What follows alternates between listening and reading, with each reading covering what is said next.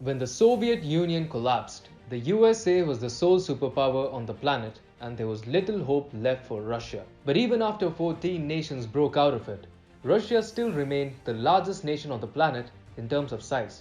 So, Russia had the capacity to make a comeback. The leaders of the post-Soviet Russia showed little potential in driving that turnaround until Vladimir Putin arrived on the scene and he never left. It has been more than 2 decades since. Now, Russia is steadily trying to reclaim that tag of superpower.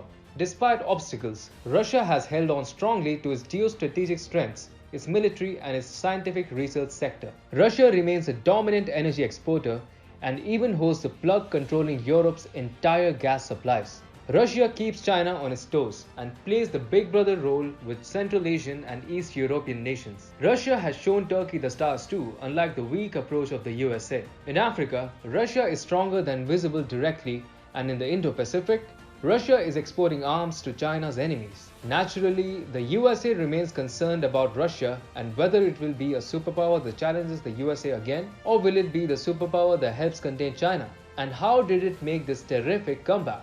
Hi and welcome, this is TFI Global, the foreign affairs and geopolitical analysis arm of the TFI Media Group. I'm your host Siddharth, and in this video, I will tell you about Russia's fantastic return as a superpower. Let's begin. The USA and the West for a long time have propagated the fall of Russia as a superpower on the world stage. President Joe Biden declared in July that Russia was sitting on top of an economy with nuclear weapons and oil wells and nothing else. Since the end of the Cold War, US politicians have stated that Russia's days as a true global power are numbered. The Western commentators have for long jumped on this bandwagon and foretold the demise of Russia.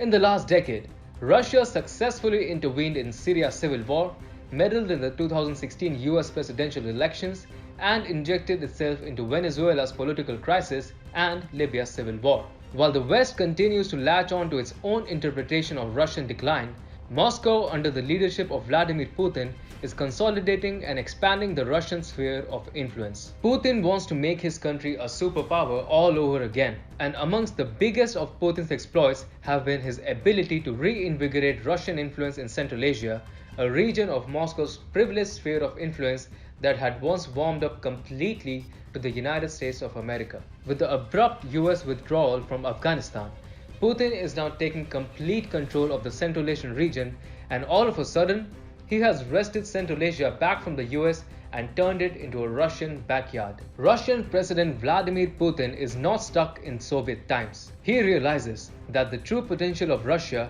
cannot be realized under stringent communist rule. To do so, he must revive Russian glory the way it was done in the past, and Turkey figures prominently in this scheme. For now, Ankara might think that despite some differences, Russia is his friend. However, if Putin is to resuscitate Imperial Russian glory, he will have to inevitably go against the interests of Turkey. As reported by TFI recently, within Russia there is a renewed vigor with which important figures are staking claim of Turkey's eastern provinces. Recently, in a subtle but severe message to Turkey, the editor-in-chief of the Russian state TV channel RT said that Russia should annex eastern Turkey's Mount Agri and Kars provinces. Russia's GDP of $1.5 trillion is equivalent to that of Italy or Texas according to analysts. However, the $1.5 trillion figure is based on market exchange rates.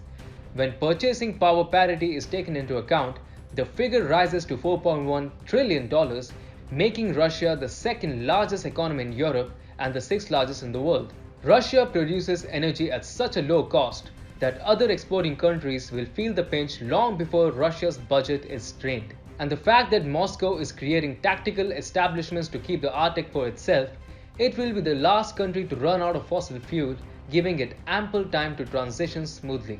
Furthermore, Russia is the European Union's primary energy provider, with its reliance growing over the last decade. The EU imports 41% of its natural gas, 27% of its oil, and 47% of its solid fossil fuels from Russia. With the situation worsening and Nord 2 pipeline becoming a reality, Russia will have even more monopoly over the European energy market. In terms of nuclear weapons technology, Russia remains the United States' principal competitor. Aside from NATO, it also has Europe's most powerful conventional military, which was reinforced in 2008 after a period of military reforms and investments. Prior to 2014, the transition was generally neglected, which is why Russia's military maneuvers in Ukraine and later Syria surprised many commentators. The Russian military is at its most ready, mobile, and technologically capable state in decades. China has been trying to play friends and leech on Russian military technology to outrank Moscow. But Putin has been sharp enough to predict these intentions and thus maintain a safe distance from Beijing. From Eastern Europe, the Middle East and North Africa to Central Asia, the Arctic and the Far East, Russia has consolidated these regions as part of its areas of interest. In addition to this, Putin has also moved into the geopolitics of the Indo-Pacific.